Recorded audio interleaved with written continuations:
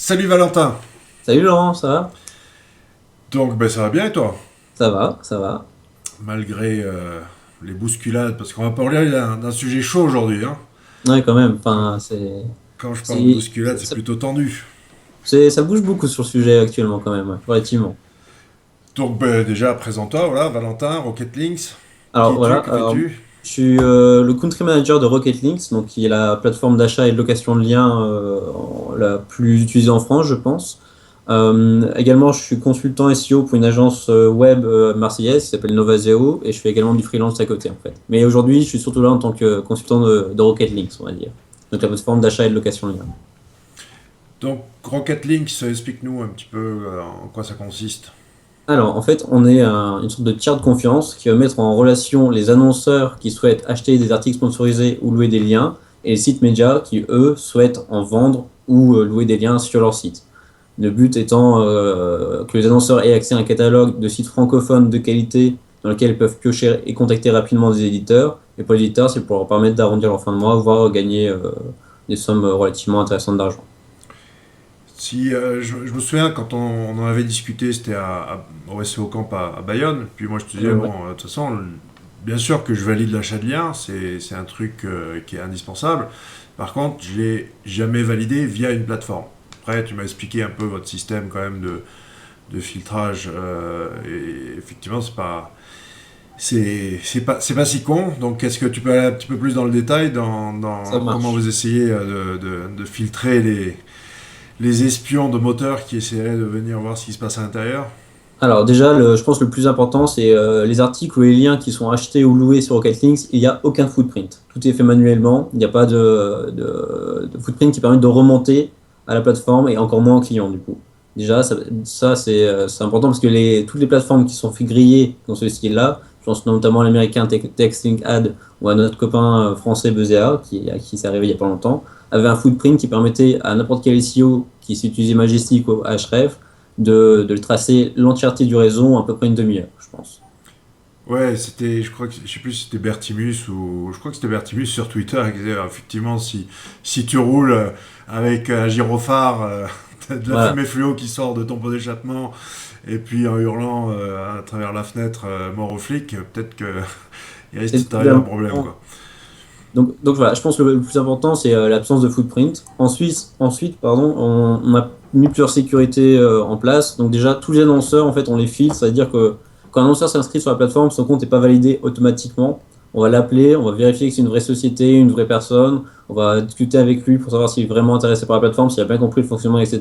Ça permet déjà d'établir que c'est une vraie personne et pas un bot qui s'est inscrit sur la plateforme pour juste scanner et extraire le catalogue. Ensuite, deuxième point, il y a des limites sur les comptes annonceurs. Il y a un nombre de recherches limité par jour avec un nombre de résultats limité, qui est pas gênant pour une utilisation normale, mais qui, encore une fois, empêche d'extraire tout le catalogue et de faire une sorte de report global en disant, bah voilà, tous ces sites-là sont inscrits sur Rocket Links, c'est donc qu'ils vendent peut-être des liens et donc il faudrait peut-être les pénaliser. Et en fait, troisième sécurité aussi, il n'y a pas d'historique sur Rocket Links. C'est-à-dire qu'un annonceur peut absolument pas savoir si un site qui va dans le catalogue a déjà vendu des liens, s'ils ont vendu en do follow ou en no follow, sachant que sur Rocket Links, vous pouvez, enfin, en tant qu'annonceur, vous pouvez demander d'acheter des liens en no follow pour faire juste de la visibilité. Donc ça, a priori, c'est tout à fait en raccord avec les règles de Google. Après, on peut demander également des articles avec des liens do follow, parce que la plupart des annonceurs font, on va pas se voiler la face, mais la possibilité de rester dans les guidelines de Google est présente sur la plateforme. Donc, même si un Googler venait s'inscrire sur la plateforme, déjà, il n'aurait aucun moyen de savoir quel site a acheté ou quel site a vendu, vu qu'il n'y a pas de liste déjà d'acheteurs. Et ensuite, si il voit les sites et qu'il se dit ils ont peut-être vendu, il ne peut pas savoir s'ils ont vendu du follow ou du no follow. Et donc, s'ils vendent du no follow, jusque-là, il n'y a pas de raison de pénaliser, on reste parfaitement dans les guidelines.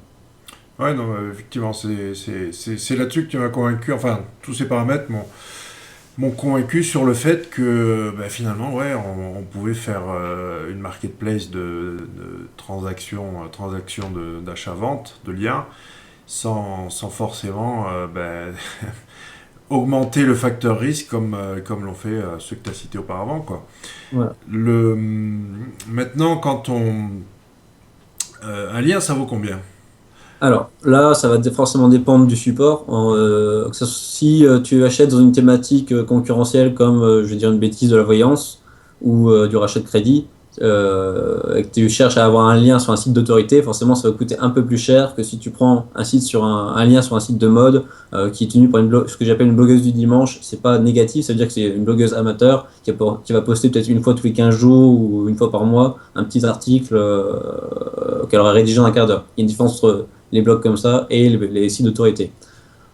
Pour donner des ordres de prix, en achat de liens, ça va commencer à 30-40 € pour un article sur un blog que moi je juge intéressant. Que je juge intéressant, c'est qu'il y a un petit peu d'ancienneté, qui a un petit peu le lien entrant, qui a 2-3 commentaires sur les derniers articles, donc il y a un petit peu de trafic. Voilà, là c'est pour un article sur un site qui est un minimum intéressant, on va commencer à 30-40 €. Après, si on parle de gros sites d'autorité sur les thématiques concurrentielles, ça peut monter à plusieurs centaines d'euros. Ouais, moi je dirais, bon, allez, mettons 800 Euh, euros, 1000 c'est euros. c'est- c'est assez rare. C'est assez rare que ça monte aussi. Je crois que dans le catalogue, on a peut-être une dizaine de sites, grand maximum, sachant on tourne à 5000 sites à peu près dans le catalogue maintenant. Donc il y a peut-être 10 sites qui demandent autant par article. La plupart des gros sites vont demander 2 à 300 euros, pas plus. Enfin, cela dit, il y a des petites blogueuses de mode qui demandent genre 800 euros pour. Oui. Mais après, ça, par contre, c'est intéressant aussi, je trouve, d'acheter sur une plateforme plutôt que de faire en direct, en fait. Parce que justement, quand les gens sont sur une plateforme, ils sont au courant qu'ils sont mis en concurrence avec leurs camarades blogueurs ou leurs camarades site média. Et du coup, ça a tendance à lisser les prix, en fait. Parce que si je vais dire une bêtise, mais s'il y a deux blogs de mode qui se ressemblent énormément, qui ont la même ancienneté, enfin, qui a un niveau SEO en tout cas, sont équivalents en termes de transmission de jus, bon, c'est jamais vraiment 100% équivalent, mais tu vois ce que je veux dire. S'il y en a un qui a 800 € l'article et l'autre qui a 80, l'annonceur il va acheter sur le blog à 80, il va pas acheter sur le blog à 800. Et du coup, Ouais. en fait, la blogueuse, voyant qu'au bout d'un ou deux mois, elle n'aura rien vendu, elle va se dire, bah, peut-être que je vais baisser un petit peu mon prix. Et du coup, elle va se rendre compte que plus elle baisse et jusqu'à arriver en fait à pas très loin des prix qui sont suggérés à la base par notre outil, elle verra que là, elle vend relativement bien normalement, en fait. Et est-ce que vous essayez quand même d'éduquer les annonceurs sur certaines bonnes pratiques? Je pense à un exemple précis, bien sûr, je vais pas donner le nom du site, je sais qu'il est au catalogue Rocket Links, mais leur manière de vendre du lien, bon, c'est voilà, quoi, c'est l'espèce de sidebar bien identifié avec le gros bloc, avec des sites partenaires, entre guillemets. Mhm. Euh, Ce type de site qui est effectivement je veux dire, un énorme, je sais pas si tu vois auquel je Ouais, pense, ouais. euh, il y a plutôt, enfin la meilleure manière serait quand même de mettre des articles, enfin des liens dans des articles, etc., des trucs Voilà. un petit peu plus naturels, quoi. Après, en fait, comme j'aime à le dire, nous, en fait, on est là pour vous proposer un service. En fait, on propose différents types de liens. Il y a de l'article sponsorisé, il y a du lien en sidebar, il y a du lien en footer, après, il y a du lien seulement page d'accueil. On propose les différents types de liens. Après, chaque SEO a ses préférences. Moi, personnellement, je suis très fan de l'article sponsorisé, très peu fan de l'article site-wide en footer. Mais c'est ma préférence qui vient de mon expérience à moi. Et s'il y a un SEO qui souhaite avoir du lien en footer, parce que lui il juge que le lien en footer ça vaut mieux qu'un article sponsorisé, c'est pas à nous en tant que plateforme de lui dire non ça sert à rien ou enfin, non c'est moins efficace, parce qu'il y a des cas où ça va être efficace. Non, je te parlais plus du côté vendeur. Du côté vendeur, dans ce cas-là, en fait, le côté vendeur, on essaie autant que possible, effectivement, via des articles sur le blog ou quand on leur parle via le support, de leur indiquer les bonnes pratiques. Effectivement, que c'est mieux de, entre guillemets, camoufler un petit peu, que voilà, les onglets, entre guillemets, sites partenaires, c'est pas excellent parce que c'est quand même un petit peu évident voilà, que parfois, je vais dire une bêtise, mais un site de mode qui, dans ses onglets site partenaire, fait un lien vers un site d'imprimante, enfin, ou imprimante, ou bâtiment, ou construction, tu vois ce que je veux dire, quelque chose qui n'a rien à voir au niveau de thématique, ça peut laisser penser aux yeux d'un Googler, effectivement, que le lien n'est pas très naturel. Mais ça, de toute façon, c'est valable pour tous les liens. Un lien qui sur un site d'une thématique vers une autre thématique qui n'a rien à voir, et qui en plus est mis dans un endroit où on sait que c'est là qu'on a tendance à fourrer les partenaires, les copains, etc. Forcément, c'est peut-être moins intéressant en termes de transmission de jus. Mais donc voilà, après on essaie surtout via les articles de blog d'éduquer les éditeurs, effectivement. Ouais. Mais on éduque surtout plus les annonceurs, en fait, j'ai envie de dire, parce que déjà on les éduque lorsqu'on ouvre le compte, on a tendance à les accompagner un petit peu, faire quelques recherches avec eux pour expliquer le fonctionnement. Et surtout, en plus, tous les mois, à peu près, on fait un webinar. On explique non seulement le fonctionnement de la plateforme, mais on explique aussi des exemples de stratégie. C'est-à-dire, qu'est-ce qu'on a vu qui marche bien. On ne donne jamais de nom, évidemment.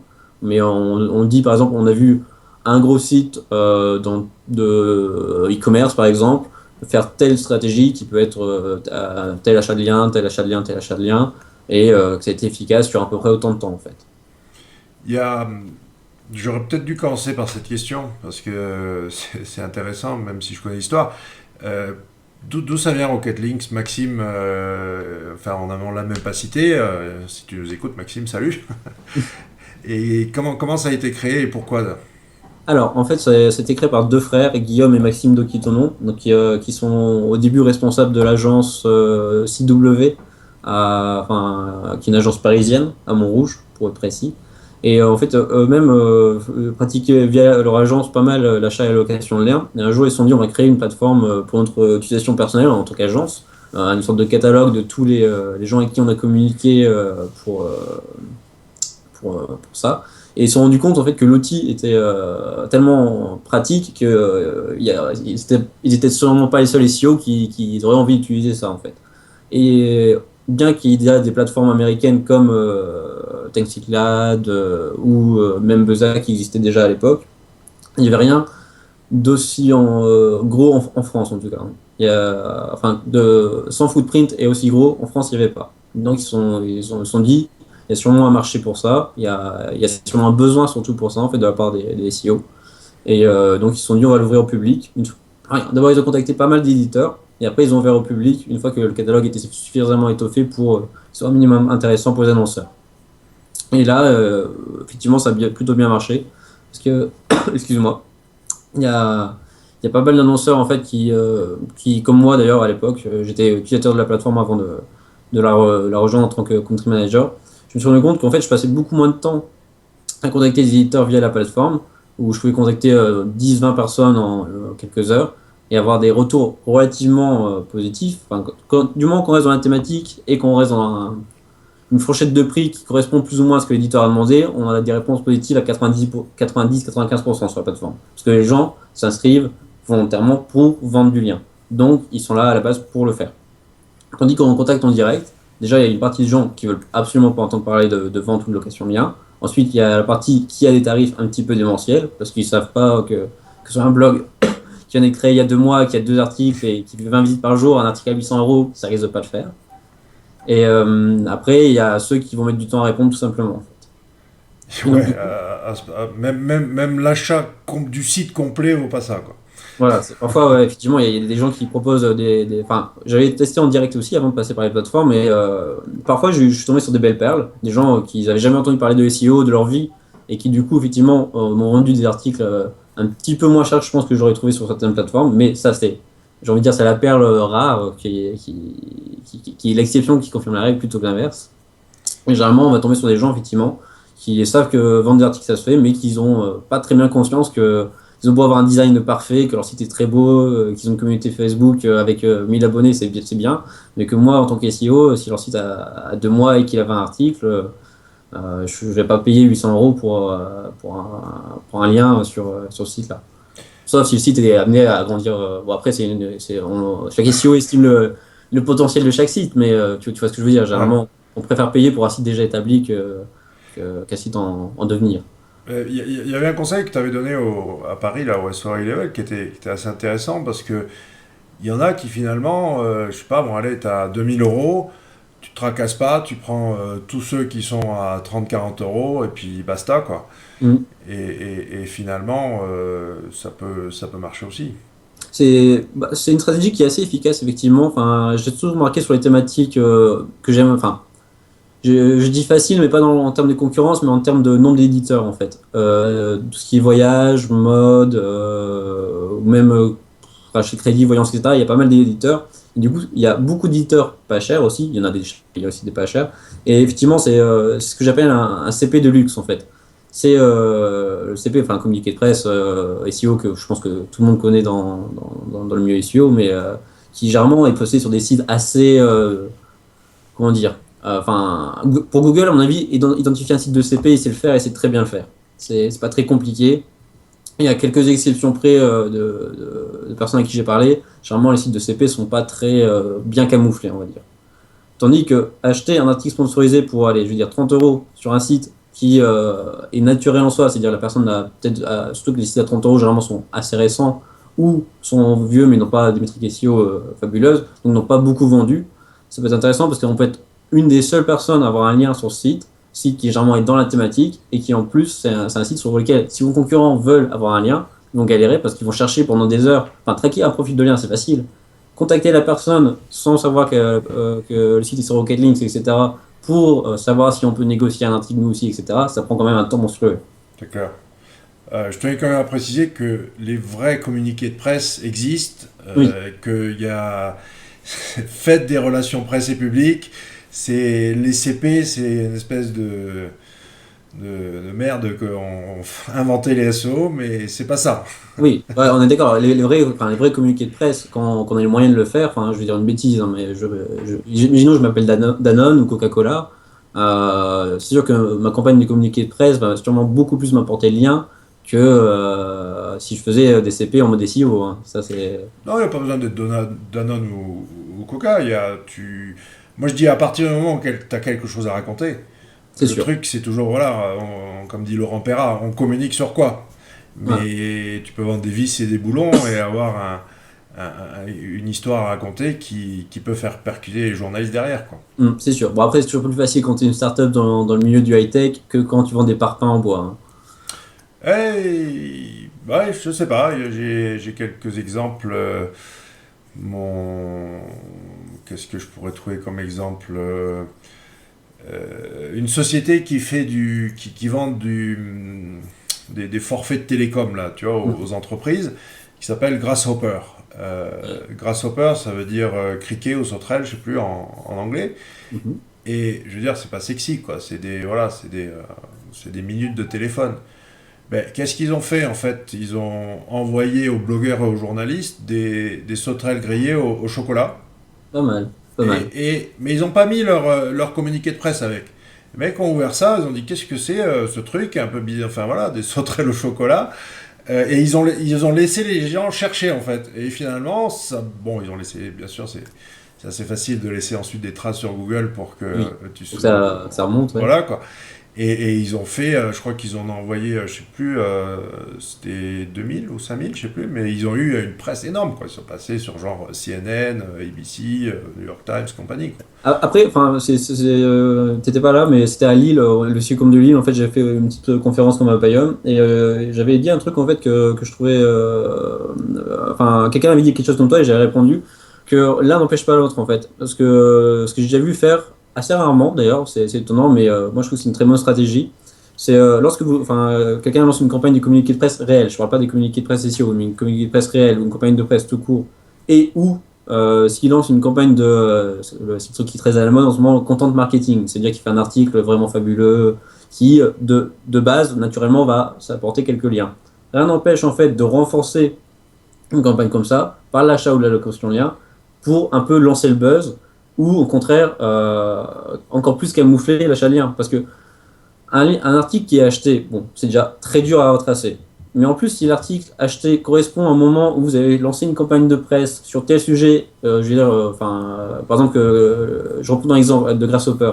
Si ils avaient acheté, je vais dire une bêtise, mais 40 articles au moment où ils avaient fait ça, et des blogueurs qui parlent de ça, ça aurait paru totalement naturel à Google, et ça aurait fait 40 liens en plus.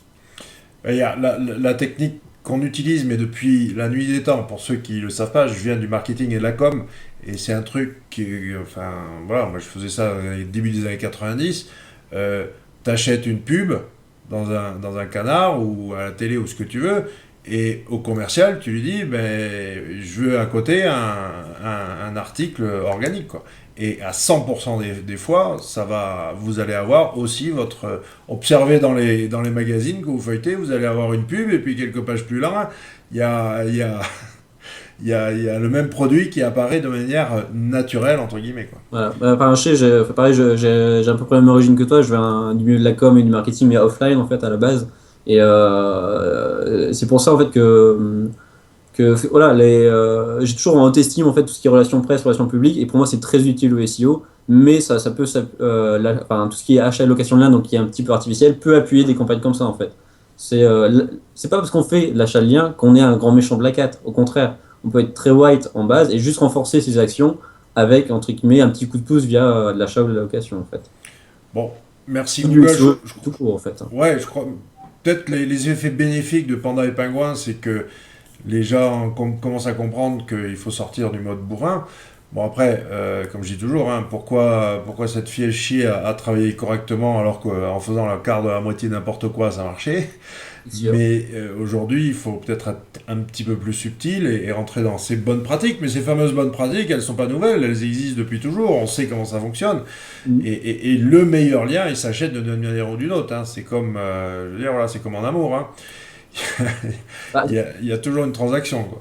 c'est comme quand on fait une campagne de. Enfin, je sais plus quelle marque qui a fait une campagne de blog auprès des blogueuses il y a pas longtemps et qui leur avait envoyé des box ou je sais plus trop quoi. Ou même, moi je parle d'un exemple que je connais mieux, le jeu vidéo.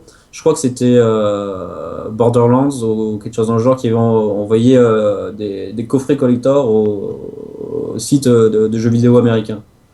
C'est de l'achat de lien au final. Enfin, c'est de l'achat de visibilité parce que ils envoient un coffret, c'est pas pour que les mecs ils l'ouvrent, ils jouent et qu'ils disent rien. C'est pour que les mecs ils l'ouvrent, ils prennent des photos, ils fassent un article dessus en disant nous avons reçu le coffret collector, etc. En fait, on applique une technique marketing de base, enfin j'ai envie de dire classique, qui est comme tu dis, qui est là depuis la nuit des temps. C'est juste qu'on la modernise, qu'on l'accélère un peu via de l'achat de lien en fait. On saute l'étape du je t'envoie un produit plutôt que du paiement direct, mais la finalité est la même. C'est un achat, sauf que là, c'est plus rapide parce on est plus franc en étant, j'ai envie de dire, avec l'éditeur. On lui dit, je vais te payer. Je vais pas t'offrir un de mes produits qui t'intéresse peut-être pas, mais au moins tu sais ce que tu vas recevoir. Puis de toute façon, moi je veux dire, c'est la faute à Google. Hein. Il n'avait qu'à pas donner autant de puissance au backlink. C'est sûr, hein. Maintenant, ça a été sa force et son talon d'Achille en même temps. Ils essayent parce que tu peux plus faire de liens sur les annuaires, tu peux plus faire de liens sur les CP, tu peux plus faire de case blogging, tu peux plus faire d'achat de liens, tu peux, bref. Donc les gens sont un petit peu démunis, ils disent ben, comment je fais? Alors le discours c'est ben, fais du bon contenu et le reste suivra. Voilà, Ok, je garantis pas le référencement, rien en référencement, ce que je garantis c'est que si tu te contentes de faire ça, ça va pas marcher quoi. c'est sûr, ouais, c'est clair. Mais après, enfin, encore une fois, le SEO, c'est un tout. Puis pour revenir au sujet, enfin, même en achat de lien, enfin, il y a une question de bon sens qui rentre en jeu. Quelqu'un qui fait de l'achat de lien, comme, j'ai envie de dire, comme un bourrin, qui fait du spam co comme un bourrin, ça risque pas de marcher. Parce que le mec, je veux dire encore une bêtise, qui a un site d'imprimante et qui achète que des liens sur des sites de mode, des sites féminins et des sites de rachat de crédit, parce qu'il se dit que c'est des sites isométriques SEO intéressantes, il va se faire cramer très vite. Parce que des liens uniquement dans une thématique, on est d'accord, ça se voit très vite. Et Google, ça, il sait le détecter. Mais par contre, les gens qui disent que Google sait détecter un article sponsorisé, j'ai envie de dire, dans ce cas-là, il ne ferait pas des actions manuelles comme il fait de temps en temps avec une petite tweet de Matt Cutts. Parce que sinon, il aurait créé une mise à jour, pas pingouin, mais aquaponé, on va dire. Et avec la mise à jour aquaponé, il y aurait déglingué tous les sites qui vendent des articles. Enfin, je veux dire, ça fait 10 ans que je conseille ou pratique l'achat de liens. Je mets au défi quiconque de trouver un C'est seul là où article je t'en ai vendu, oui. sponsor ou enfin quoi que ce soit. Je veux dire, c'est impossible. C'est pas possible. Et à la limite, à partir du moment où c'est fait dans les règles de l'art, je veux dire. Enfin, ce Voilà. que j'appelle dans les règles de l'art, c'est voilà, pas être. Faut être bourrin, comme partout en SEO en fait. C'est comme le mec qui fait des communiqués de presse. Si on fait deux trois sur des sites intéressants, je pense pas que ça va être nuisible à son SEO, loin de là. Même moi, j'en fais encore de temps en temps des communiqués de presse parce que sur des thématiques, bon, j'avoue, généralement pas très concurrentielles, enfin, au moyen concurrentiel, on va dire de l'e-commerce hors informatique, ça marche encore relativement bien. Mais je vais pas y aller comme on y allait il y a 3 4 ans, à faire une campagne de 100 communiqués en 2 semaines, parce que là, je sais que en un mois, c'est cramé. Mais c'est une question de pondération, j'ai envie de dire. Si on y va avec un peu de doigté et qu'on mixe des sources de liens à gauche à droite, c'est pas parce qu'on a deux trois annuaires, deux trois communiqués de presse, ou même des articles sponsorisés où c'est marqué noir sur blanc que c'est sponsorisé qu'on va se faire éclater. Au contraire. Surtout que ce qui est très important dans. Alors, je préfère parler de profil, d'écosystème plutôt que de profil de lien Mhm. autour d'un site. Hein. Il y a vraiment voilà, cette notion d'écosystème, je montre toujours l'image de Brian Solis, le prisme de la conversation. Mhm. Et il faut ce que j'appelle des liens protecteurs. Ces liens protecteurs, c'est pas forcément ceux qui vont. C'est pas la peine de mettre l'encre optimisée dessus, c'est pas la peine de chercher, voilà. Mais ça va être. Et des fois, j'ai vu des sites débloqués avec un seul de ces gros liens, quoi. Un Ouais, lien depuis un site qu'on va appeler d'autorité et de crédibilité suffisante suffit pour débloquer le truc, et puis le site va aller beaucoup mieux. Donc ça voilà. Et ce type de lien, c'est clair et net que c'est beaucoup plus facile d'acheter le lien plutôt que d'essayer de se faire remarquer par eux. Alors voilà, qu'est-ce que ça dit dans les gars-là, je crois, vous pouvez annoncer au monde entier que vous existez, mais surtout, ben, il faut pas faire de lien, quoi. ouais, c'est ça. Mais après, effectivement, enfin, les sorties de pénalités, surtout de pingouins, que j'ai vues, généralement, celles qui ont été le plus efficaces et le plus rapides, c'est via de l'achat de liens, comme tu dis, sur des gros sites qui ont un trust rank, enfin, trust rank étant une métrique parmi d'autres, mais tu vois ce que je veux dire, qui ont une autorité établie, qui sont là, enfin, qu'on- dont on sait qu'ils ont enfin, qui sont assez white et assez trustés par Google. Et voilà, ça permet parfois effectivement de nettoyer un petit peu un profil, de le whiteiser si tu préfères aux yeux de Google en fait. Oui, parce que conseil à ceux qui nettoient leur profil de lien, vous vous faites un harakiri là, il faut peut-être en faire à Voilà, c'est ça. côté, sauf qu'il va falloir se remettre en question. Faut Mais pas refaire les mêmes en il fait. faut pas, voilà, moi je trouve ça extraordinaire cette situation aujourd'hui où non seulement les gens font plus de liens. Je parlais avec Hervé, un Phéniclic, qui me dit que maintenant, enfin, il se passe des semaines entières sans qu'il voit une seule soumission dans son annuaire. C'est quand même fantastique. Donc non seulement les gens font plus de liens, mais en plus ils enlèvent les liens vers leur site. Ouais. Mais non, c'est le pouvoir du lien et c'est certainement ce qu'il y a de plus puissant avec la title, quoi. Maillage, enfin que ce soit des liens internes et externes, mais Je pense que les gens en fait ont peur de faire des liens parce qu'ils savent plus quel lien faire en fait. Ils ont peur que quel que soit le lien qu'ils fassent, il soit mal interprété et qu'ils se fassent pénaliser derrière.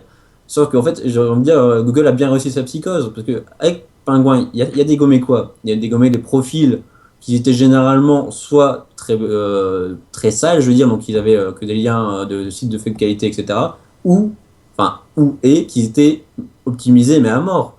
J'ai rarement vu quand même, enfin, des sites qui avaient des liens propres et la plupart étant de branding, j'en ai pas vu tellement qui se fait éclater. non, c'est pas ça. Moi, enfin, là où ça me fait un peu de la peine, j'en reçois des tonnes. D'ailleurs, ça me gonfle je dirais, pour le karma de notre activité, que finalement, on se retrouve à plus réparer que voilà, faire des choses positives et améliorer des situations.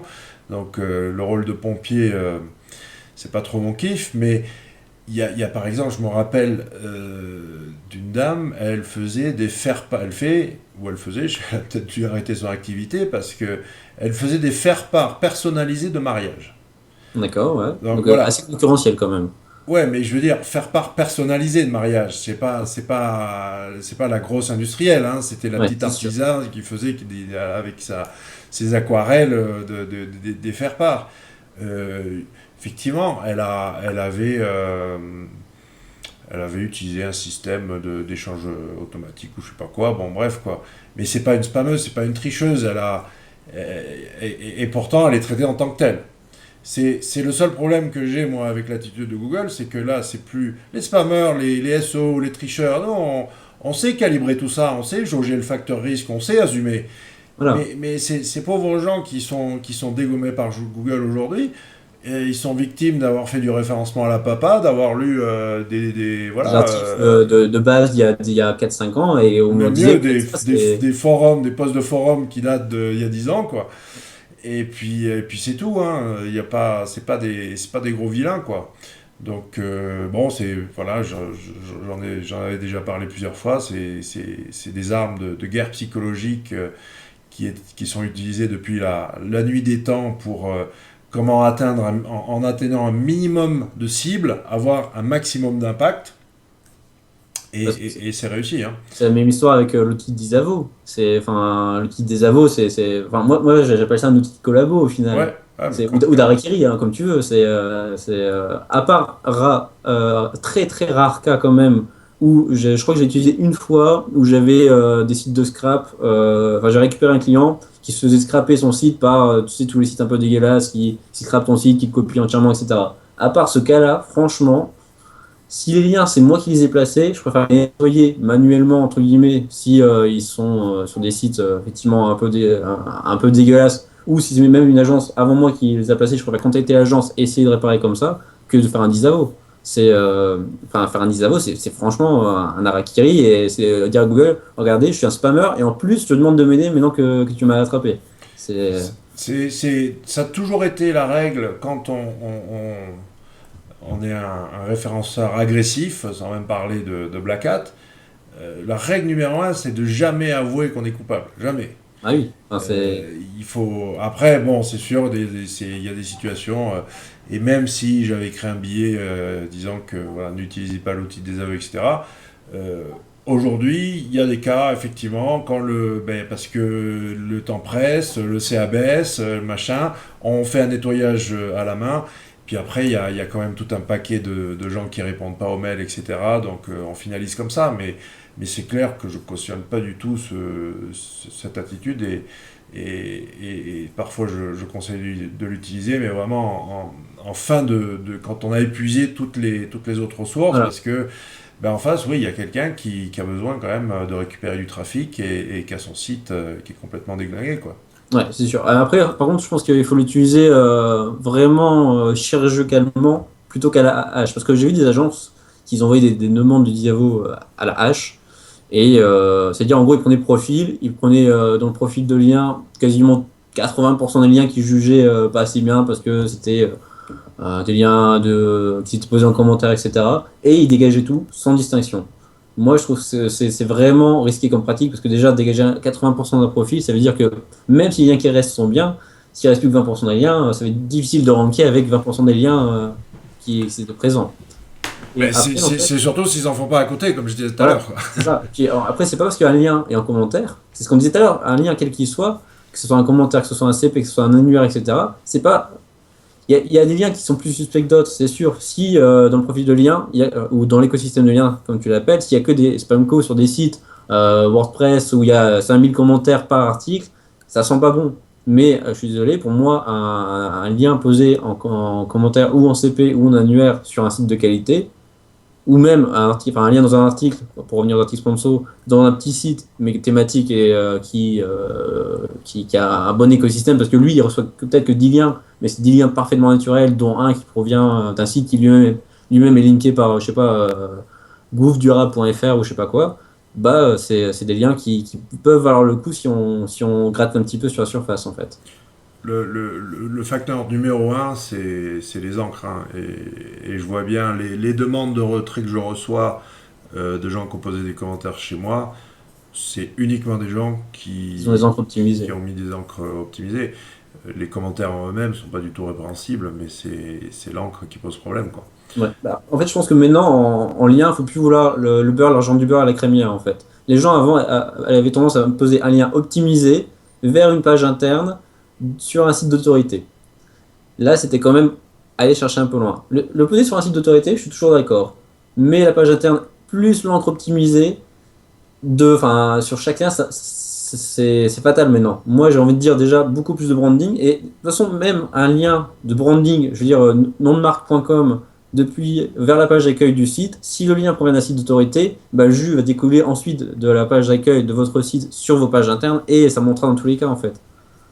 Bah, de toute façon, à partir du moment où on a un site qui claque un petit peu, et qu'on a surtout un maillage interne bien réalisé, moi je dis une poignée de liens, moi les mettons entre 5 et 10 liens. Là, on parle plus vers voilà, des pages spécifiques pour ranker sur des requêtes en particulier.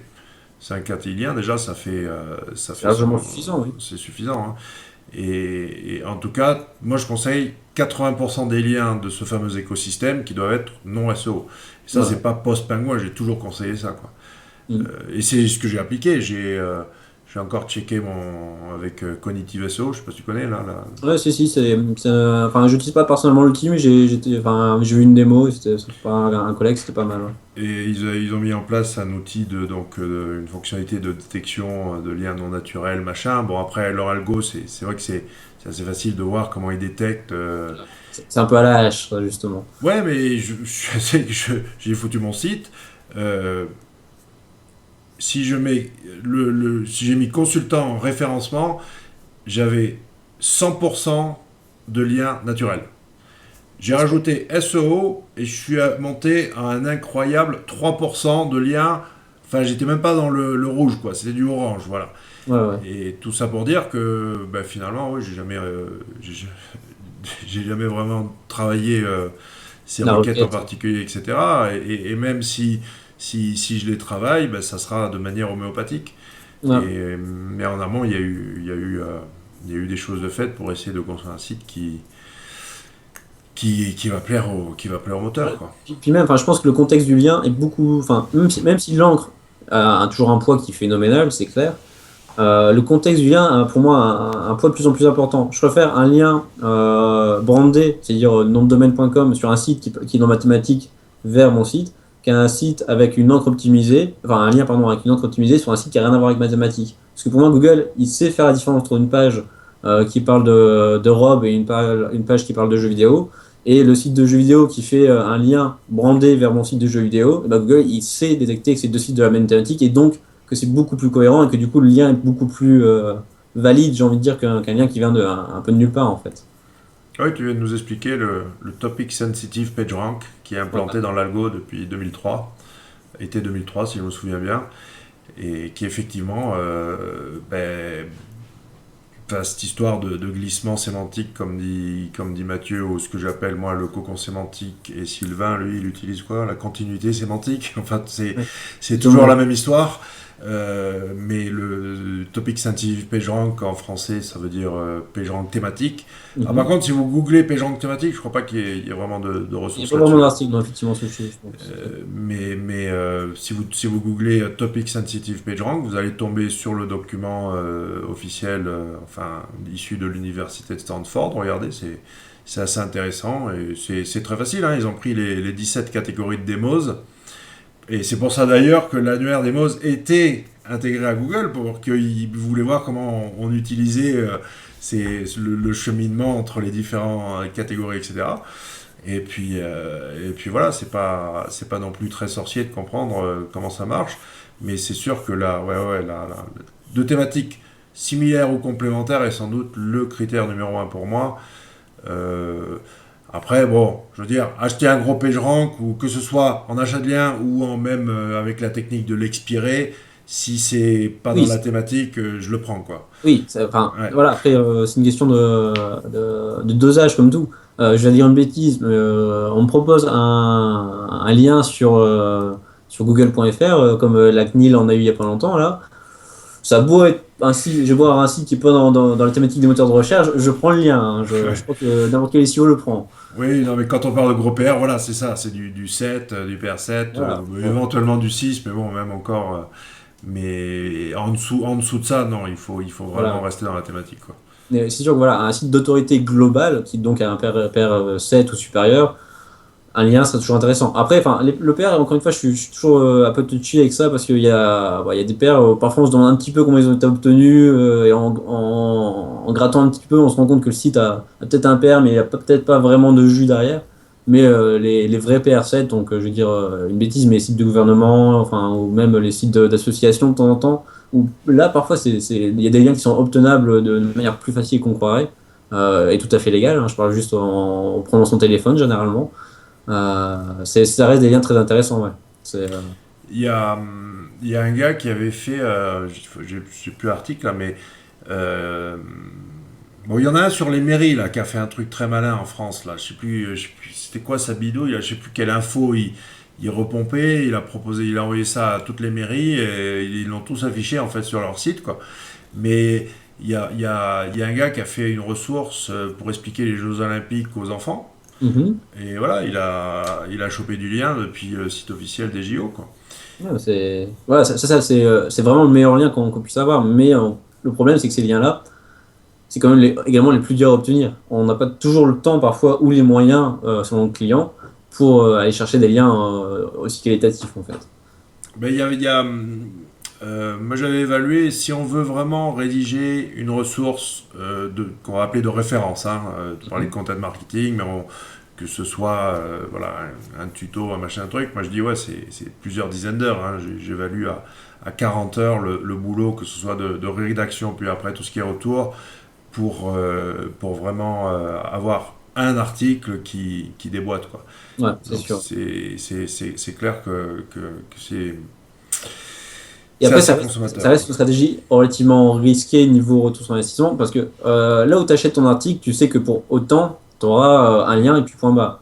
Tandis que quand tu fais ton contenu comme ça, que tu passes 40 heures dessus, donc et ou que pour le client tu factures 40 heures de travail dessus, tu auras normalement quelques liens qui vont tomber, mais tu as toujours le facteur inconnu. Tu sais pas combien il va en avoir. Si elle tombe, il va y avoir une autre actualité qui va complètement éclipser ton truc et que du coup, tu vas passer inaperçu, etc., etc. Donc même si tu vas bosser, je suppose, pour faire connaître ton contenu parce qu'il vaut le coup, tu as quand même un facteur risque qui est différent de celui de l'achat de liens, mais qui est présent, je trouve, en fait. Ah mais attends, j'ai même un exemple très concret avec un client, je peux pas le citer, mais je pars d'une opération à plusieurs centaines de milliers d'euros.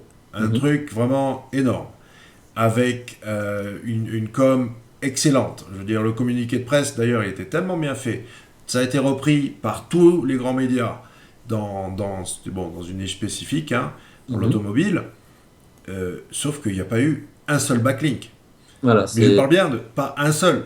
Parce qu'ils ont oublié. Le dernier conseil que j'avais dit, c'est. de glisser Le, un backlink dans le communiqué de eh ben presse. ouais, non, c'est-à-dire, non, il y avait dans le communiqué de presse, il y avait les liens, etc. Mais je veux dire, ensuite, faites le follow-up.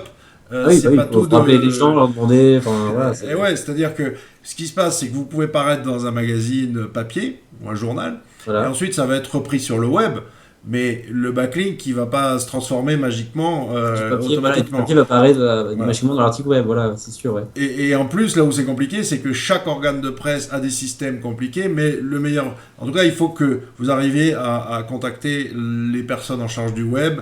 Mais j'avais lu une stat en Angleterre, je crois que les SO qui demandent des liens optimisés, machin, est le facteur de stress numéro un des journalistes. C'est même pas étonnant, j'ai envie de dire. Enfin, venant de la com, j'ai pas mal d'anciens camarades qui sont devenus journalistes. Forcément, de base, je les ai toujours un peu grattés pour savoir s'il y avait des possibilités dans les journaux où ils travaillaient actuellement d'obtenir des liens. Et apparemment, je suis loin d'être le seul. Et en fait, ils commencent même limite à en avoir un petit peu marre. Et du coup, il y a deux approches. Il y a ceux qui veulent plus entendre parler, et de toute façon, c'est un non classique, et ceux qui le mettent de base. Personnellement, je préfère la deuxième catégorie, mais je pense qu'en fait, voilà, il faut pas être trop gourmand quand on approche des journalistes. Il faut vraiment, encore une fois, leur demander juste, plutôt que le lien optimisé au milieu de l'article. Alors, s'il l'a pas mis de base, obtenir un lien, visiter le site de la marque, 3W, enfin, ton www.domaine.com avec le lien là-dessus, sur un site de presse, ça reste encore un très très bon lien. Enfin, c'est pas grave s'il n'est pas optimisé sur l'encre, etc. Ça reste un lien qui est sur un site normalement. Quand on se parle de site de presse, c'est des sites de grosse autorité, encore une fois, et enfin, Ben, il y a que moi, avec ma bonne vieille méthode que j'ai citée tout à l'heure, quand c'est le commercial qui est ouais, chargé, là je peux vous dire que le journaliste il est aux ordres, hein, parce qu'il sait forcément. que S'il te c'est. la suit derrière, oui. Ah ben Ouais. il va falloir qu'il bouffe à la fin du mois, hein, de toute façon. Donc c'est. Mais bon après qu'est-ce qu'on pourrait d'autre pour l'achat de liens, qu'est-ce qu'on pourrait donner comme conseil. Il y a bon, les encres on en a parlé, les différentes typologies de sites. Oui, ouais, effectivement, oui, non, on n'a pas trop parlé de le fait qu'il fallait quand même varier au maximum. Il y a pas que des blogs et des sites de presse. Voilà, Il y a une infinie. Tout le web 2.0 est à disposition. c'est ça. C'est exactement ça. Et même, enfin, de ce que je vois dans le catalogue Rocket Links, les gens, généralement, ils se disent, bon, il y a deux types de sites, il y a les blogs et les sites d'autorité, point barre. Et j'ai envie de dire, mais c'est fou, il y a une pléiade de sites, enfin une myriade de sites entre deux, qui sont ni des sites d'autorité parce qu'ils sont pas les top 5 sur la thématique, mais qui sont pas non plus des blogs tenus par Madame Michu, et qui sont pourtant là, et qui sont soit des sites informatifs, ou même des sites e-commerce qui vendent des liens, ou enfin il y a vraiment voilà, il y a vraiment beaucoup de types de sites. Il y a des forums, il y a des, enfin, il y a Les wikis, des wikis, voilà, etc. enfin, et surtout, on refuse rarement quelque chose à quelqu'un de sympa qui demande un coup de main, etc. Voilà. Il faut tout, même, et surtout, comme tu disais, il faut décrocher le téléphone. Hein. Les résultats sont beaucoup plus efficaces quand on décroche le téléphone. Ou alors, bien sûr, il faut passer par Rocket Links qui facilite le process. Quoi. Voilà. Ah, pour avoir testé les deux, en fait, les deux ont leurs avantages, leurs désavantages. J'ai envie de dire, si vous avez une armée de stagiaires que vous payez pas, parce que vous êtes une méchante entreprise qui ne paye pas ses stagiaires, donc voilà, si vous avez de la main-d'œuvre humaine que vous pouvez, enfin, dispensable entre guillemets, dans ce cas-là, ouais, mettez 10 stagiaires avec 10 téléphones et faites-les appeler des blogueurs à longueur de journée. Vous risquez de trouver quelques paires qui seront intéressants parce qu'ils seront sur aucun catalogue, etc., etc. Mais vous allez avoir entre guillemets, un taux de retour de liens par heure qui va être super faible. C'est clair. Mais si vous ne payez pas vos employés, ou que vous les payez presque pas, c'est pas très grave pour vous.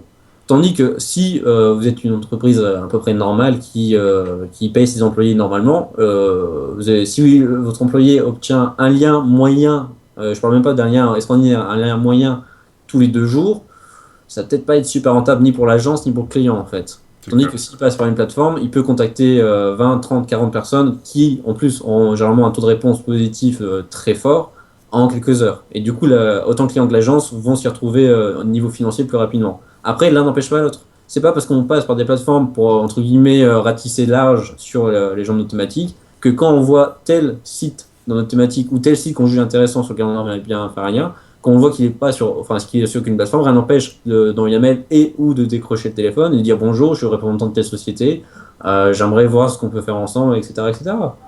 Enfin, c'est pas parce qu'on utilise un moyen qu'on bannit tout à fait les autres moyens, en fait. Au contraire. C'est pas parce qu'on fait de l'achat de liens qu'on ne crée plus manuellement. Enfin, j'ai envie de dire, c'est. Ouais, ouais, non, bien sûr, bien sûr. Comme je disais, hein, moi, cette stratégie, je la préconise vraiment pour ce que j'appelle les liens protecteurs. Voilà, C'est des très c'est très gros liens, quoi. c'est là où j'aime beaucoup faire ça aussi. C'est sur un nouveau site que je viens de lancer ou que je vais lancer en fait. J'aime beaucoup que les premiers liens d'un site soient entre guillemets, je appelle des très beaux liens, c'est-à-dire des liens comme titre toit protecteur. Moi, j'appelle ça les liens boucliers en fait.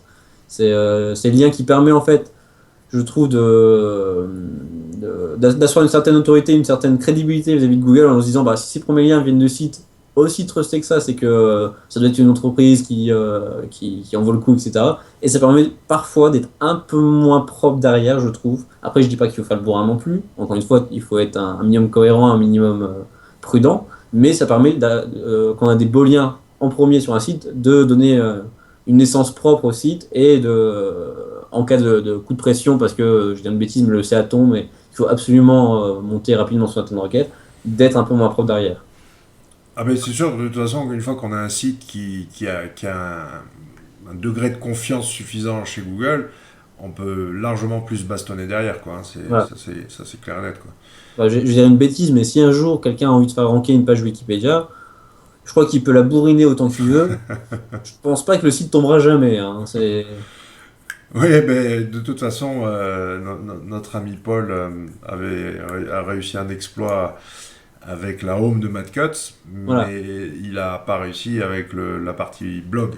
Voilà. Et après, enfin, il a fait tomber pas parce qu'il a bourriné en lien, il l'a fait tomber via d'autres méthodes. Enfin, je crois qu'il a bourriné en lien, mais il n'a pas fait Non, que non, ça. non, non, non, ben, je vais pas dire, Voilà, je sais ce qu'il a fait, mais je je sais vais pas pas le dire. exactement, mais je pense pas qu'il ait envie qu'on Je en te parle. dirai en off après. Voilà. Mais voilà, enfin, mais je pense que via des liens, voilà, en fait, Google, il n'est pas débile non plus, il sait bien qu'un site d'autorité qui est monté avec des liens propres, si c'était si facile que ça de le dégager avec juste une tripotée de liens, on irait tout sur, je sais pas, SEO Clerks ou Fiverr, ou enfin tous les sites américains un petit peu touchy comme ça, et on prendrait 5 trucs à $5 le plus pourri possible, 1 million de liens pour $5, et on mettrait ça sur les concurrents. Ouais, il y a même un gars qui avait pris des prestations en Inde, et puis il s'était fait dégager par Google. Alors il a dit, ouais, très bien. Donc il a pris les mêmes prestations, mais qu'il a envoyé vers ses concurrents, quoi. Voilà, ouais. Il a réussi à en dégager quelques-uns quand même, hein, Ah, avec ouais, ça. je pense que ça peut marcher sur des sites. Je dis un bêtise, je lance un e-commerce demain, je fais quelques petits liens à gauche à droite, mais rien de très industriel dessus, il commence à monter. J'ai un concurrent qui me balance derrière un SEO Clerks, enfin, je veux dire 200 prestations de SEO Clerks dessus. Je suis pas sûr que le site tienne longtemps. Ah ben c'est de toute façon, quand on avait fait notre conf l'an dernier sur le négatif SEO avec Paul Eureler, on avait testé et ça avait été assez incroyable, hein, parce que en quelques jours, le site avait dégagé avec des méthodes qu'on utilise depuis, voilà, quoi, depuis 10 ans, hein, Ouais, c'est sûr, ouais. donc si le site est faiblard, c'est sûr qu'il est beaucoup Voilà. Par plus contre, dès que le sensible. site commence à avoir un petit peu d'autorité, par petit peu d'autorité, je vais dire une bêtise, mais qu'il est sur les mots-clés de sa thématique, qui est dans le top 5 depuis quelques années, je pense pas que ça reste aussi facile de dégager. Après, j'ai pas fait les tests moi-même, mais je pense que ça. Si, Plus. tu peux dégager une page de Mad Cut, une page du Monde, une page de Oui, Libération, de ce que tu veux. Une page. une page, voilà. Un Mais le site home complet, et dégager le site, non. ça me semble beaucoup plus complexe, ouais. Mais oui, oui, si, par contre, oui, sur une requête, une page en particulier, ouais, tu Je peux. pense que ça reste faisable. Après, enfin, c'est pas personnellement, j'ai toujours fait partie de ceux qui préfèrent construire leur site que détruire sur des autres, mais je peux comprendre que sur une thématique un T'as pas petit. fait de concours de référencement, toi. Pas encore, non.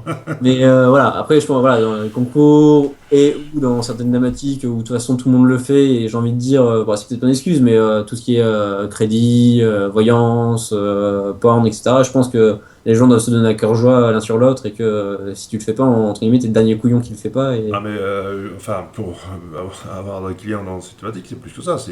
C'est du hacking dont on parle. Ouais. C'est que là, Bon.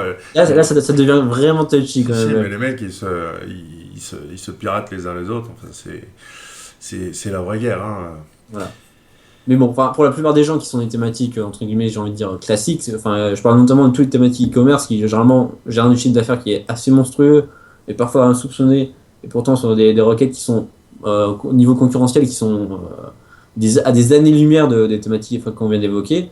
Il n'y a pas besoin non plus parfois de sortir du mortier pour écraser une mouche, j'ai envie de dire. Enfin, j'ai déjà vu des gens dans le jardin qui balançaient qui essayaient au négatif SEO, etc., ce concurrent. Alors je suis désolé, dans le jardin, si quelqu'un fait bien son boulot, il peut ranker sur les requêtes intéressantes et génératrices de chiffre d'affaires à 6 voire 7 chiffres, sans pour autant mettre une armée de SEO dessus, hein. Oui, c'est assez étrange. Il y a des thématiques qui ont été pourries dès le départ. Je pense notamment à la piscine, Mhm. où ça a été, mais dès le départ, une foire d'empoigne incroyable, alors que, bon, c'était, je veux dire, voilà, quoi, c'est pas non plus. C'est la piscine, quoi. Ah ouais, c'est... Ça paraît relativement innocent, mais c'est. Non, non, ouais, depuis. J'en avais fait un petit peu en affil, et puis bon, il y a des potes qui étaient dessus, et j'ai eu des clients là-dessus, mais c'est abominable ce qui se passe. Voilà, ouais, Je pense qu'il y a certaines thématiques en fait qui ils ont eu entre guillemets une mauvaise naissance et enfin une fois que le CEO est parti un peu en vrille dans ces thématiques, il est jamais revenu entre guillemets sur le droit chemin, enfin ou le chemin modéré de la concurrence et parfois ouais, enfin je pense surtout aux gens qui font de la FI, il y a des thématiques parfois moins connues ou moins concurrentielles où pourtant il y a moyen de s'amuser beaucoup plus rapidement. Ou alors il suffit d'un qui commence à partir en vrille, et Voilà. puis voilà, les autres regardent ce qu'ils font, et puis. Mm. Et ensuite, c'est foutu. Mais bon, il y a la place encore, hein, on peut. Donc oui, l'achat de lien, allez-y, n'ayez pas peur du grand méchant loup. Il faut pas. Enfin, je vais surtout vous dire l'achat de lien, une question que je viens de penser mais qui revient souvent, c'est à chaque fois on me dit ouais mais l'achat de lien c'est réservé aux gros, faut des budgets monstrueux, nanani nanana. Et j'ai envie de dire non. Alors forcément, l'avantage d'être un gros, imaginons, comme ça je dis une bêtise, Wikipédia s'il faisait de l'achat de liens, il n'aurait pas besoin de beaucoup de liens pour monter sur n'importe quelle requête, je pense. Il fait Wikipédia fait une page sur une requête, il fait 10 liens dessus, je pense que, enfin 10 liens de qualité dessus, je pense qu'il est ranké. Tandis que effectivement, si on part sur quelque chose, un petit site e-commerce qui vient de se lancer, s'il veut passer devant toutes les places de marché Par place du marché, j'entends le top 10 des e-commerce français, hein, que ce soit, je vais dire une bêtise, mais c'est Discount, Eurodu-commerce, etc. Il va devoir bosser un petit peu plus forcément qu'un site déjà d'autorité. Mais via du SEO classique mêlé à de l'achat de biens fait de façon intelligente, donc sur des sites de cette thématique, qualité, etc., qu'il aura pris le temps de chercher, soit via une plateforme, donc en filtrant, etc., soit en direct, j'ai vu des très beaux résultats en fait. Même des résultats étonnants. J'ai envie de dire. Parfois, je vois des sites e-commerce qui ont quoi 6 mois d'ancienneté, mais qui ont fait du bon boulot et qui dépassent les places de marché sur des thématiques où elles se présentent depuis 5 ans. Quoi. J'ai une autre astuce, mais je ne veux pas vous la dire. Je me la garde pour moi. Non, je la raconterai peut-être, mais il y a un autre moyen de voir les choses. On va rester sur le lien. Le, le, euh, En plus, on parle de ne pas acheter massivement du lien. Donc, moi, j'ai vu pour 100, 150 euros de très belles choses. Des très beaux articles sur des sites vraiment de très bonne autorité. C'est pas non plus. Voilà, et puis, il faut peut-être se poser la question. On a dépensé 3 à 5 000 euros dans le développement de son site, et puis on dépense que dalle dans son marketing. Ouais, c'est toujours la question enfin, ancestrale, j'ai envie de dire, du problème du mec qui arrive, qui me dit j'ai fait développer mon site e-commerce par telle agence, ça m'a coûté 30 000 euros, et mon site était génial, mais j'ai zéro trafic dessus. Et là, on me fait bon, bah ok, vous avez dépensé 30 000 pour votre site, et il vous reste combien pour la com sur votre site? Ah bah zéro.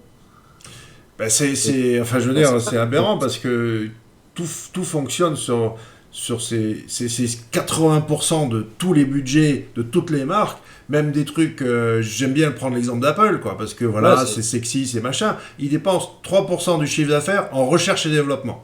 voilà. 3%. Oui, et le principal en com, mais c'est normal. Enfin, toutes les marques, en fait, même, enfin, j'aime beaucoup ça, c'est surtout sur les organisations non lucratives aux États-Unis, en fait. Il y avait notamment une conférence sur TED, je sais pas si tu regardes TED de temps en temps, c'est un truc avec des conférences assez intéressants. Et le mec expliquait, et je trouve que ça s'applique également au web, que en fait, dans les organisations-là, les gens ils râlaient quand l'argent qu'ils donnaient n'allait pas directement au but de l'association. Par exemple, je vais dire une bêtise, mais une association contre le cancer, que 100% de l'argent n'allait pas à la lutte contre le cancer. Le mec expliquait que si sur l'argent qui est donné est utilisé 20% pour faire de la com et récolter encore plus, bah, au final, il y a plus d'argent qui est à la lutte contre le cancer. Mais il y a un pourcentage qui est utilisé pour payer des gens pour faire de la pub. C'est Et là, clair. j'ai envie de dire, en web, la même stratégie s'applique en fait. C'est pas parce qu'en fait, il n'y a pas tout l'argent qui va directement dans le site lui-même que c'est grave en fait. C'est ok de dépenser une partie en com si derrière ça rapporte plus que ça n'aurait rapporté derrière. Enfin, C'est de clair. faire juste du développement et du. Mais pour répondre à ta question, oui, je regarde TED et j'ai fait une TEDx d'ailleurs. D'accord.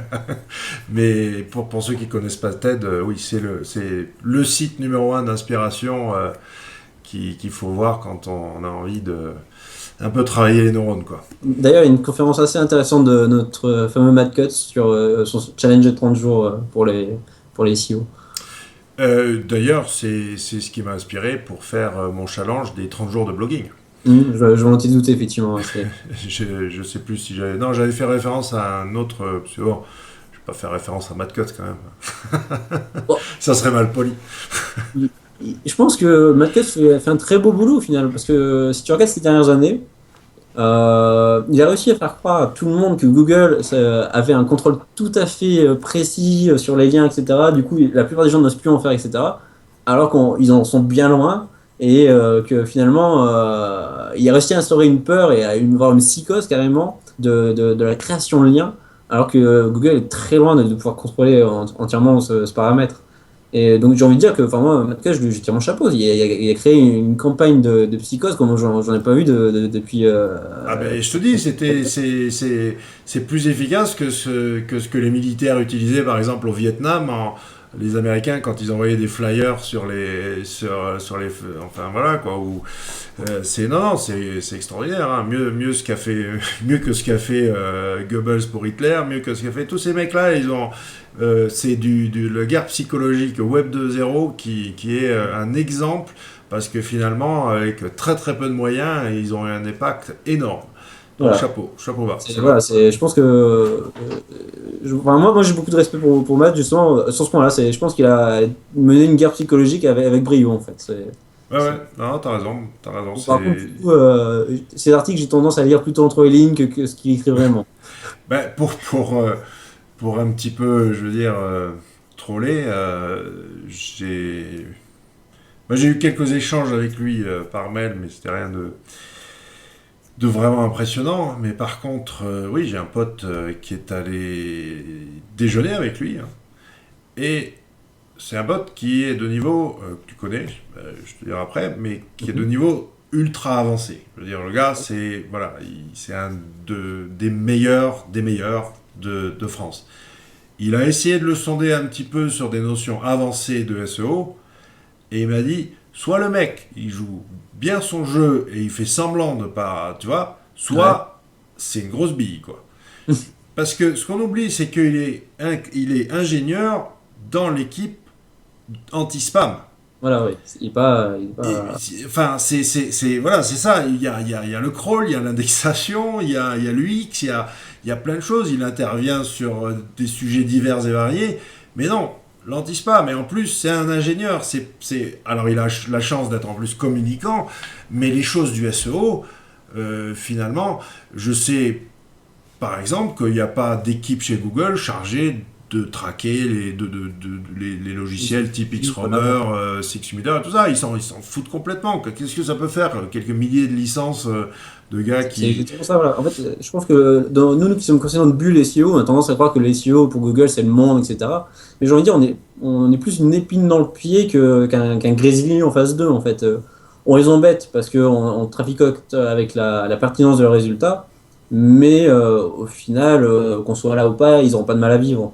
C'est loin de là. Enfin, on les empêche pas de grossir. Au contraire, on a fait enfin, je crois que les meilleurs publicitaires de Google, ça a été les SEO pendant longtemps. Bien sûr, Mais bien sûr. Non, du non, coup, mais voilà, enfin, ça, c'est vrai. Hein, je veux dire, les choses du référencement, le métier du référencement, les actions de référencement, c'est pas quelque chose qui les intéresse plus que ça. voilà, surtout qu'à la base, enfin, même si, surtout en linking, c'est le point qui les ennuie, mais quand on optimise nos sites pour qu'ils soient bien lisibles pour Google, qu'ils comprennent bien que tel site parle de telle chose, on fait leur boulot, hein, au final.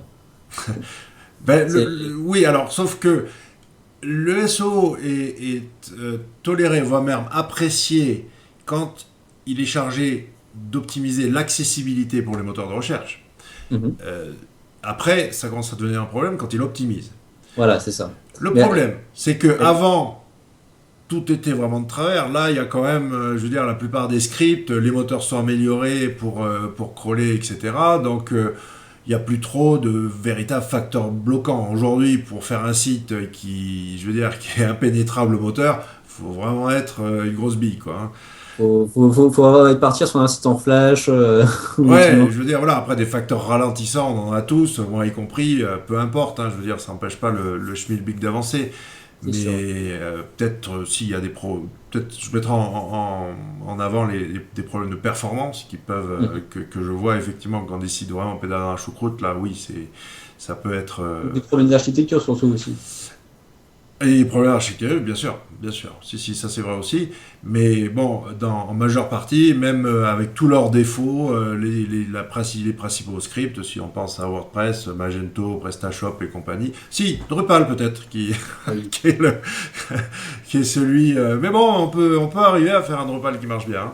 Ouais, enfin, ça demande juste un peu plus de boulot, mais effectivement, c'est pas, enfin, de toute façon, tous ces CMS, c'est pas, une fois qu'il est retravaillé et bidouillé à gauche à droite, il devient potable, hein, Ouais, ouais, non, c'est sûr. Ben, leur défaut, c'est qu'ils veulent un peu tout faire et c'est un peu une finalement, usine à voilà. gaz, effectivement, ouais, Donc je sais plus pourquoi on était parti là-dessus. Oui, bah, c'était que effectivement aujourd'hui le boulot d'audit, enfin d'amélioration en termes de facteurs bloquants, c'est réduit à des exceptions, effectivement, perf, architecture, etc. Et après on est plus dans tout le tralala des petits détails qui honnêtement ne vont pas faire la différence. C'est pas ça qui, c'est pas, je sais pas, hein, un truc à la con, mais de changer quelques trucs dans votre robot TXT qui va vous propulser c'est sûr, ouais, en on est tête plus des là, résultats, effectivement. quoi. vous ajoutez un sitemap ou enfin bon bref tous ces Bon, machins. après, il y a quand même les règles de base qui restent toujours viables, hein. Enfin, j'ai repris un site de client il y a pas longtemps où le petit on-site, il y avait aucun HX, enfin H1, H2, H3, H4, etc. Bizarrement, quand tu commences à mettre des H1, H2 un peu à gauche à droite, tu mets des titles avec des mots-clés un peu plus précis, ça remonte. Donc voilà, enfin, on passe à la phase. L'on-site continue, les bases de l'on-site sont toujours vraies, celles d'il y a Ah 10 ben ans. là, tu parles d'un des 10 facteurs. Il y a peut-être. Oui. Allez, mettons, j'ai 150 facteurs en tête, mais il paraît qu'il y en a 200. Il y a, là, tu parles, oui, du top 10, c'est évident. Ouais. Voilà, ouais, voilà, c'est ce que je veux dire. Enfin, personnellement, j'aime beaucoup les liens parce que c'est quelque chose de. Enfin, en SEO, je préfère aller créer des liens que passer en fait 5 jours pour optimiser une broutille sur un site en fait, parce que je trouve que c'est plus efficace comme utilisation de mon temps en fait. Après, je travaille plus sur des sites e-commerce de moyenne importance que des sites de millions de pages, on va dire. Donc forcément, pour moi, l'architecture a un petit peu moins d'importance. Mais je pense surtout que, voilà, parfois en fait, on va se casser la tête en on-site sur des broutilles, comme tu disais, enfin, rajouter une ligne dans le robot TXT, etc., etc. Alors que on aurait mieux fait de plutôt négocier pendant 5 ans avec le pôle dev de l'entreprise avec qui on travaille. On aurait mieux fait d'aller créer quelques liens de qualité ou d'en négocier à gauche à droite, et ça aurait eu un impact beaucoup plus fort en fait. Donc voilà, je pense qu'il faut, enfin, faut essayer encore de trouver le bon mélange entre on-site et IA en fait. Euh, Bon, après, Par contre, je c'est vais pas te tout ce dire que je que, dis, mais ayant travaillé sur de nombreux sites qui sont, alors pas forcément, c'est pas une question de volume de page, mais plutôt d'importance du site en lui-même, où, par contre, on n'a même pas abordé le sujet du netlinking, quoi. mhm. C'est-à-dire, les Oui, mecs, après, voilà, quoi. il y a des sites qui n'ont plus besoin, hein. Enfin, enfin, après, c'est pas qu'ils n'en ont plus besoin, mais il y a tellement de potentiel via juste des optis internes qu'effectivement, il y a moyen de s'amuser beaucoup avec sans prendre de risques ou pas trop. Ben, c'est Donc, surtout que les liens, ils viennent naturellement. voilà, c'est ça, ouais. C'est surtout que les liens, ils ont fait quelque chose d'assez intéressant pour que les gens fassent du lien. Mais pour le commun des mortels, effectivement, on est obligé de faire du lien. Et je répète encore et toujours, parce que c'est dans 100% des cas que je vois de nettoyage de liens, les mecs qui nettoient et ils arrêtent de faire du lien. Voilà. Et ça, c'est débile, parce que le site, s'il n'y a plus de lien, bah, il va pas ranker. Enfin, à moins que tout d'un coup, la marque devienne assez intéressante pour que tout le monde fasse des liens naturellement, mais c'est quand même assez rare qu'une marque qui n'avait pas fait des liens naturellement le devienne tout d'un coup subitement. Enfin, à moins qu'il lance un nouveau produit, enfin, encore une fois, de high-tech ou autre qui fasse soit la polémique, soit qui soit merveilleux, mais à part ça. Bah si j'ai quelques cas quand même où les mecs se remettent en cause et effectivement on commence à travailler sur le branding, content marketing, tout ça, mais c'est douloureux parce que ça sort de l'ADN de Voilà. ce qu'on savait faire jusqu'à présent quoi. Et puis Voilà, et c'est pas par magie, ça demande une remise en cause profonde de la stratégie comme de la marque. Et donc, c'est-à-dire que si le mec, une fois que le nettoyage est fait, il y a deux choix. Soit il leur dit, pendant que je fais le nettoyage, vous préparez un content de marketing de malade, et dans ce cas-là, histoire de compenser les liens qui vont disparaître, soit on fait du lien derrière, ou les deux. Mais si le mec qui arrive, il dit, j'ai fini mon nettoyage, merci, au revoir, ça prend autant. J'ai envie de dire, c'est pas un escroc, mais presque. S'il avertit pas le client que ça va pas suffire pour remonter. je veux dire à la limite résumons la situation tu vois très simplement. T'as dégagé 80% de tes liens parce que c'était que des annuaires et des CP et des commentaires de merde. Eh ben, c'est là justement que on applique ta stratégie de départ en disant voilà, je vais acheter mes liens boucliers ou ce que j'appelle protecteurs. Il faut acheter, négocier, débrouillez-vous comme vous voulez, mais partez sur allez, on va dire 5 à 10 liens qui vont faire la différence, qui vont faire que votre site va retrouver une confiance parce que tout est question de signaux. Et quand votre site a perdu la confiance du moteur, il va falloir qu'il la regagne. Et par quoi il va la regagner?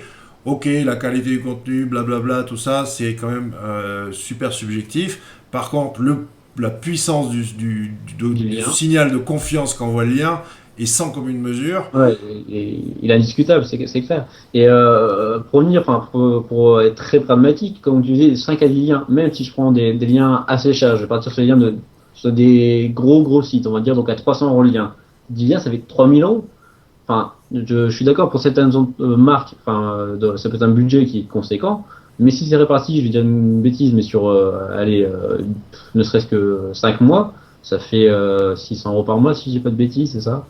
Enfin, 600 euros, c'est pas. Si la personne est un e-commerce qui vend relativement bien, c'est tout à fait acceptable. Enfin, c'est ce qu'ils dépensent parfois sans cette entreprise en café en une demi-journée. Hein.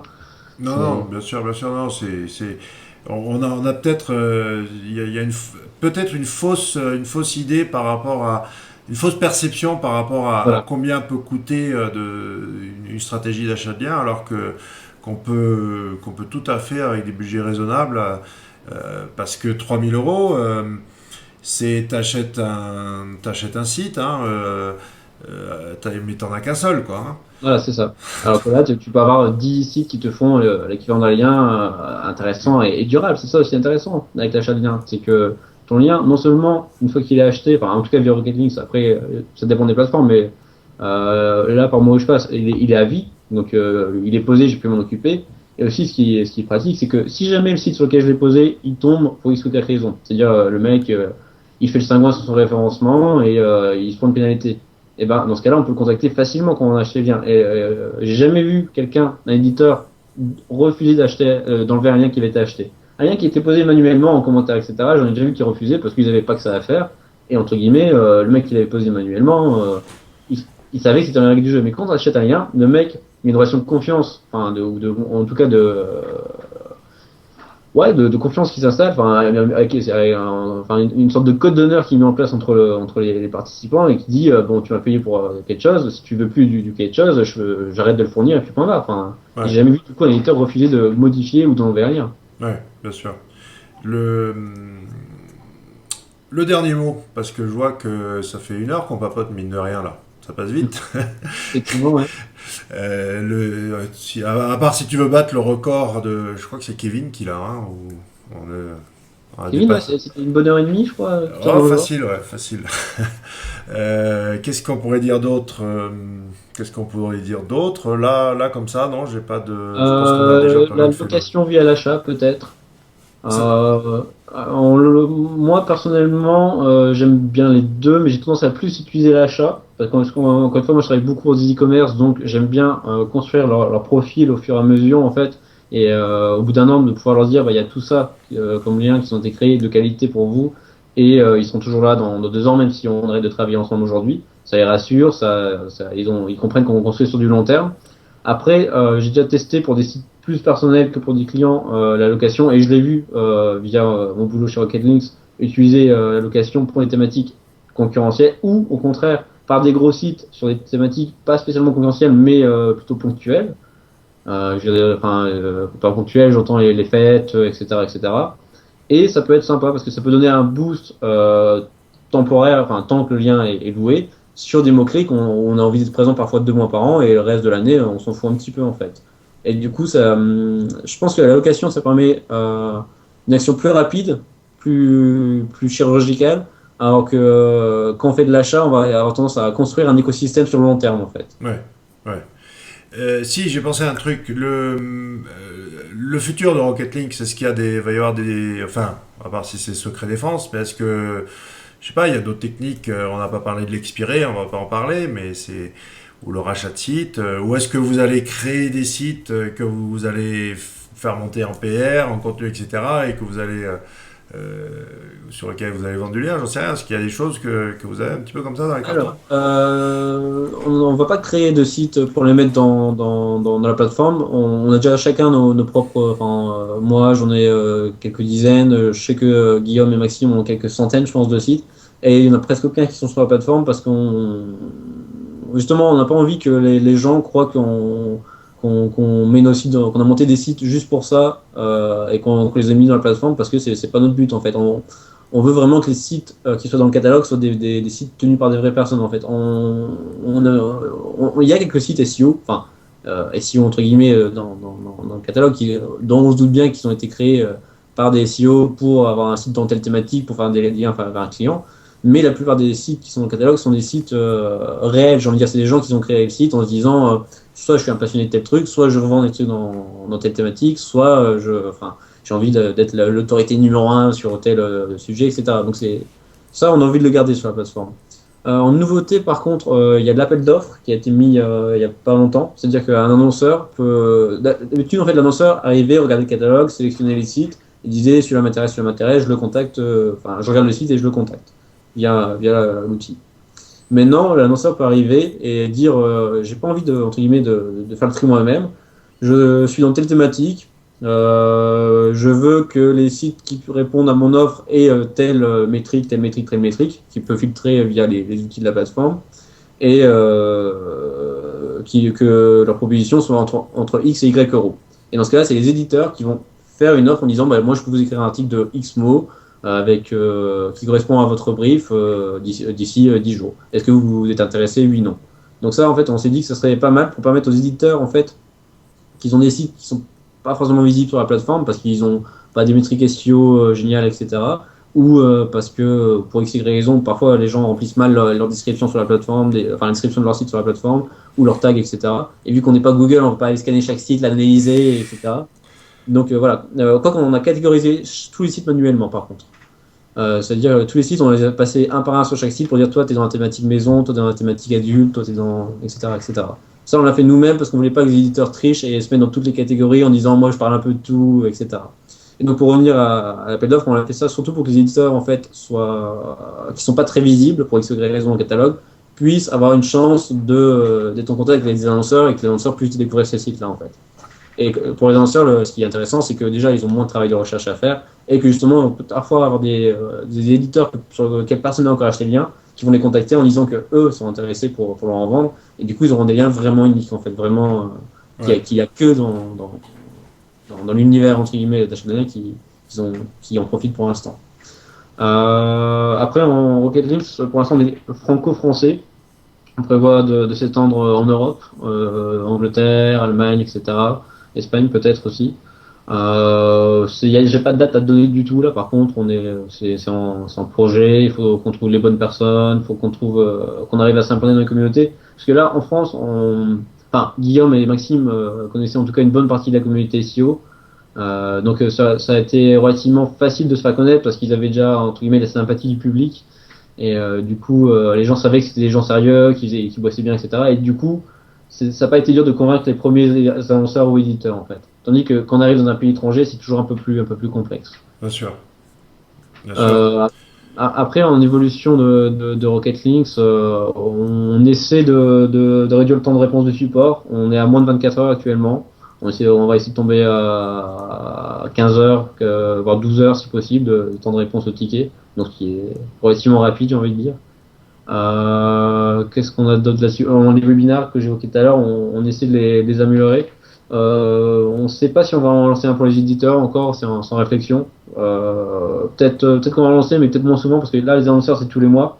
Ça permet aux annonceurs, en fait, qu'ils ont envie de discuter un peu directement avec nous, de venir justement de nous poser des questions aussi bien sur l'utilisation quotidienne que est-ce que moi j'ai tel besoin vis-à-vis de la plateforme, est-ce que vous pouvez nous développer ça, etc. Parce qu'en fait, la plupart des évolutions de Rocket Link, c'est les utilisateurs qui nous ont dit en fait. Généralement, enfin, pas quotidiennement, mais j'ai envie de dire au moins une fois par semaine, il y a un utilisateur, que ce soit un éditeur ou un annonceur, qui nous dit bah, moi j'aime bien la plateforme, mais il y a ça qui manque ou il y a ça qui me plaît pas, etc. Et du coup, les dernières évolutions, ou en tout cas tout ce qui est sur la to-do list actuellement, ou presque, ça vient de là en fait.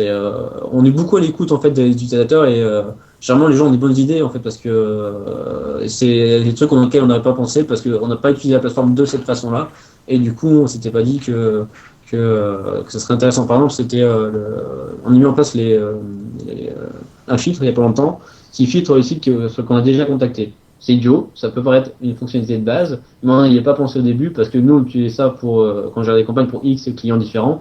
Et du coup, on repassait rarement sur les mêmes clients, souvent en fait, sur les très long terme. Mais il y a des gens qui utilisent la plateforme depuis un an, et du coup, ils se souviennent plus très bien qui ils ont contacté, etc. Et ça leur a permis de filtrer en un clic toutes les personnes qui avaient déjà contacté et qui s'est répondu positivement ou négativement.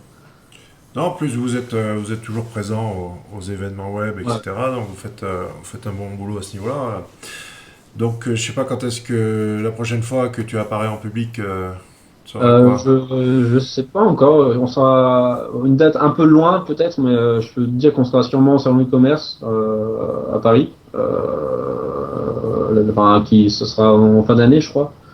On sera sûrement ici au campus, et sûrement à la plupart des ici au Camp Day, comme d'habitude.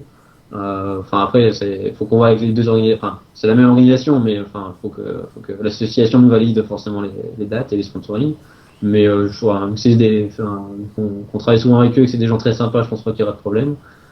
Mais voilà, enfin, après, nous, dès qu'il y a un événement SEO, d'ailleurs, enfin, c'est des gens qui sont des événements SEO, qui ont besoin de sponsors, nous, en fait, on est content de sponsoriser l'événement SEO parce que on est des SEO à la base en fait. C'est pas parce qu'on est une plateforme d'achat linéaire qu'on n'est pas des SEO. Et je pense que la plupart des SEO de base aimeraient bien soutenir les associations des SEO et nous on a l'occasion de le faire parce que ça nous permet, soyons francs, de faire notre pub en même temps, mais on le fait aussi parce que c'est quelque chose qui nous fait légitimement et honnêtement plaisir de soutenir l'association, les associations en tout cas. De cette façon. On est con alors. Paul et moi, on achète un Ipader à faire gagner mardi au tournoi de poker. On aurait dû vous demander de l'acheter alors. Tu viens jouer au fait mardi? Tu joues pas au poker? Je savais pas qu'il y avait un tournoi de poker, j'avoue, j'étais un petit peu débordé cette fois-là, mais pourquoi pas, ça pourrait être sympa, ouais. Ah Enfin, ouais. je suis un très mauvais joueur, je risque de me faire vider assez rapidement, mais Non, mais ça pourquoi va être sympa parce que c'est voilà, bah, il y a l'annonce sur mon blog. Mardi 21h, on va se retrouver sur le site d'un pote voilà, un site de poker. Et c'est gratuit et on fait gagner un iPad Air 32 Go. Et on va essayer, on va organiser un hangout à côté pour en même temps papoter. Et puis après, si t'es éliminé, on peut partir en cash game. Mais voilà, tout, c'est gratos ouais, quoi. ça peut être sympa. Ouais, je pense que d'ailleurs, enfin, je pense que les gens qui écoutent le podcast, pardon, je devais pas être le seul à avoir raté l'annonce, donc c'est une bonne idée de le rappeler. Ben, il y a déjà, je dis pas, enfin, je sais pas combien de. Nous on disait bon, on va être allé une petite trentaine quoi. Euh, Là, je vois combien de commentaires? Je vois 69 commentaires. Normalement, la majorité, c'est des mecs qui sont censés dire voilà mon pseudo, je viens. D'accord. Donc, Bah, va y c'est avoir, une bonne chose. va y avoir un petit peu de monde, ouais, ça va être sympa. Mais je pense que de base, de toute façon, les CEO sont des gens assez parieurs, en fait. C'est dans la nature même de notre métier, au final, parce que même si on met les chances de notre côté, comme on optimise ses chances au poker, ou à n'importe quel jeu de cartes d'ailleurs, on reste quand même sur un facteur, j'ai pas envie de dire chance, parce que j'aime pas ce mot-là, mais un facteur risque qu'on essaie de calculer, mais qui est toujours présent. Et que ce soit dans le poker ou dans le CEO, au final, on prend un pari à chaque fois sur l'efficacité de nos actions et sur les résultats attendus. Ouais, et le poker est une très bonne similitude parce que par contre, on est moins des joueurs de roulette ou de blackjack, de trucs comme ça. Parce que le poker, si tu mènes vraiment une stratégie à long terme, etc., que tu t'es pas un flambeur, je veux dire, c'est C'est le seul jeu relativement. où tu as des joueurs professionnels. Il n'y a pas des joueurs professionnels de roulette, quoi. Je veux dire, Effectivement. Ça serait dur quand même, hein. Il faudrait être très chanceux. Ouais, ouais, voilà. Il y a eu des joueurs professionnels de blackjack, mais c'était avec des martingales et Voilà, voilà, sa position. ou Rainman, quoi. Faut Voilà. compter les cartes. Mais sinon, ouais, non, Par contre, c'est vrai que le poker en ligne, moi, ça m'a un petit peu gonflé parce que, bon, les gens, je préfère en live, quoi. Oui, c'est toujours plus convivial de toute façon d'avoir la personne en face qu'un Non, avatar. c'est Mais pas ça. Il y a une manière de jouer en ligne où les mecs, tu peux pas jouer, tu vois, sur les tells, sur le bluff, tout ça. Les mecs, ils se couchent jamais déjà. Ils veulent tous voir le flop et ils se couchent jamais. Donc à ouais. partir de là, si t'as pas de carte, tu l'as dans l'eau. C'est en poker, et en tournoi, c'est super compliqué, quoi. C'est Ou alors, sûr, ouais. faut jouer à voilà, avec Ouais, ou ça, enfin, c'est juste un jeu très d'esprit très haut différent, en niveau. fait. J'ai envie de dire, c'est une thématique, c'est comme deux thématiques différentes en SEO. Ouais.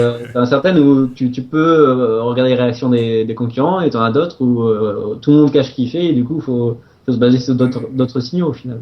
Oui, mais pareil que SEO, t'as raison, sur les tables à 2 dollars, ben voilà, ça joue comme de la merde. Et puis si tu vas monter à 300 dollars, Les gens je veux vont, dire, la blinde, c'est là, voilà, quoi. Déjà, là c'est plus sérieux. c'est sûr. Ben écoute, à mardi alors, et puis sinon, oui, au SO Campus. Ça marche. Bah, je te dis à mardi du coup. Ben merci, et puis on se voit donc mardi. Allez, à plus, ciao, Ça merci marche. À Valentin. plus. Ciao, ciao.